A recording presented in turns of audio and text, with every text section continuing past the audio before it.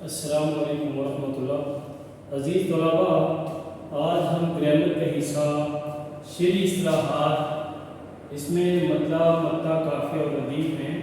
اس میں سے اس لیکچر میں ہم صرف مطلب کے متعلق ہی پڑھیں گے۔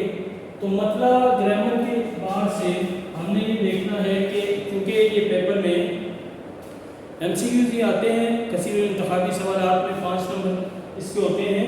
تو پہلے نمبر پر مطلع ہے۔ تو مطلع کی لغوی معنی طلوع ہونے کی جگہ ہے۔ طلوع ہونے کی جگہ یہ پیپر میں MCQs آ جاتا ہے کہ مطلع کے لغوی معنی کیا ہے۔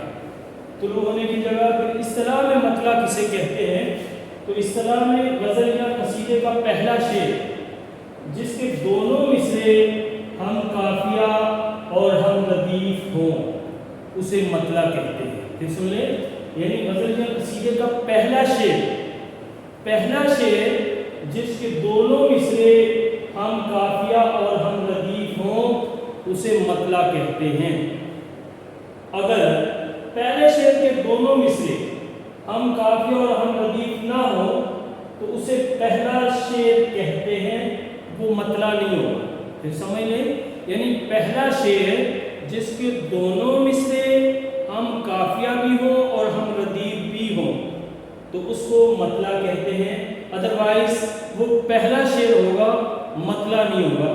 اور دوسری چیز یہ بھی دیکھ لیں کہ مطلع گرامر کے اعتبار سے اس میں ظرف مکان ہے، چونکہ مطلع کے لغوی معنی ہے طلوع ہونے کی جگہ، تو اس میں ظرف مکان، یعنی یہ بھی MCQ آ جاتا ہے پیپر میں کہ مطلع گرامر کے اعتبار سے کیا ہے، تو اس میں ظرف مکان ہے۔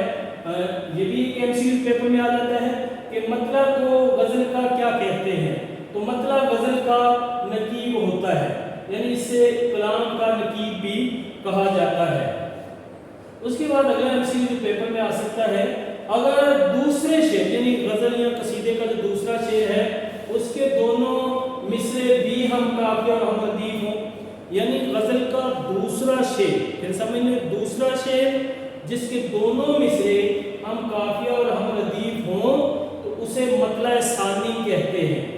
حسن مطلع بھی کہتے ہیں، زیب مطلع، یعنی اس کے 3 نام ہیں، مطلع ثانی، حسن مطلع، زیب مطلع بھی کہتے ہیں۔ اسی طریقے سے غزل کا اگر تیسرا شعر اس کے بھی دونوں مصرے ہم قافیہ اور ہم ردیف ہوں تو اس کو مطلع ثالث کہتے ہیں۔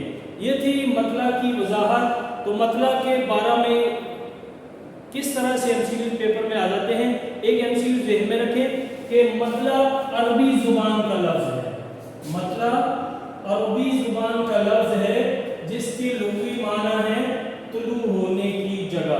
امید ہے کہ آپ کو سمجھ آئی ہوگی۔ اگلے لیکچر تک اللہ حافظ۔